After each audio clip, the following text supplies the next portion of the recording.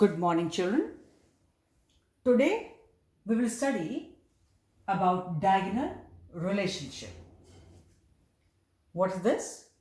The similarities in certain properties of diagonally opposite placed elements is called diagonal relationship. I repeat, the similarities in the certain properties, the similarities in the certain properties of the diagonally placed elements is known as diagonal relationship.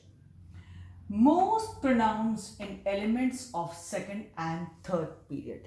It is mainly found, mainly observed, mainly seen in the elements of period second and third. Let us see here. These are the elements of second period. Lithium, beryllium, boron, carbon. Then we have nitrogen, oxygen, fluorine, neon. But I wrote up till here. Elements of third period, sodium, magnesium, aluminium, silicon, and likewise it goes on, right children? Okay. Now we could have written further elements, like here I could have written, here say it is nitrogen. Here it could have been phosphorus. But we are not considering these because here what happens, the scope is not that much. So we should not see these. These are not to be considered. Now, what happens here? It was seen that the elements like lithium, it was showing some properties of its own group, which is group 1. Here it is group 1. Here it is 2. And here it is your 13. And here it is your 14. Likewise. They show the properties of their own group as well as some properties similar to the elements placed diagonally to them in the next period. So lithium was found to have some properties similar to magnesium. Similarly, beryllium was found to show some properties similar to aluminium. And same way, boron was found to show properties similar to silicon. It was not prominent here in case of carbon and phosphorus. That's why we don't consider. That's why I would say we need not mention about these. So, these three pairs, they were showing very good diagonal relationship.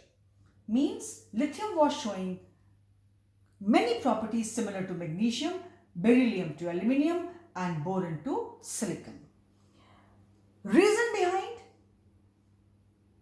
These elements have what? Nearly same charge upon radius ratio.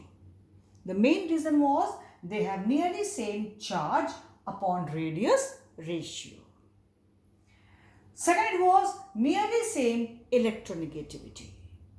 Third was they had nearly same polarizing power. What is polarizing power? Yes, you don't know right now. You need not worry. We'll take up in the next chapter, chemical bonding.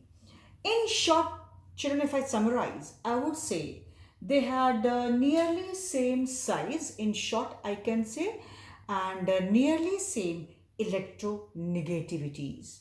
These were the two main reasons. But to be very, very precise, instead of saying the size factor, we should have said they have same charge upon radius ratio. Charge upon radius ratio. Similarly, nearly same electronegativity. This is one of the key points. And third is nearly same polarizing power. That's why they form nearly same type of compounds. So children, this is known as your diagonal relationship. Some concept, some idea you knew from lower class like 9th or 10th. Rest, it is very simple. We have seen here. So it is before you. Diagonal relationship, elements between second and third, diagonally placed. Now children, this way we have been able to finish our chapter periodic table, rather I should say classification of elements and periodicity in properties, right? You all have to update your work. Very few of you have sent your homework, which is not correct. Today by 6 p.m. your complete work of this chapter, complete updated notes of this chapter should reach me and Rashmi ma'am for your respective section. Rashmi ma'am A and myself D. I'm telling you children, you are being marked for this. And if you will not update your notes, I'm telling you towards end you will realize it is very difficult to study. You can't study everything from book. Book has too much to study, and then you find points what all you have to keep in mind. And we are giving you directly those points which you require. So update your notes and send us the work latest by 6 p.m. to your respective teachers. You know very well. This way we have been able to finish the chapter classification of elements and periodicity in the properties. So this is all for this chapter.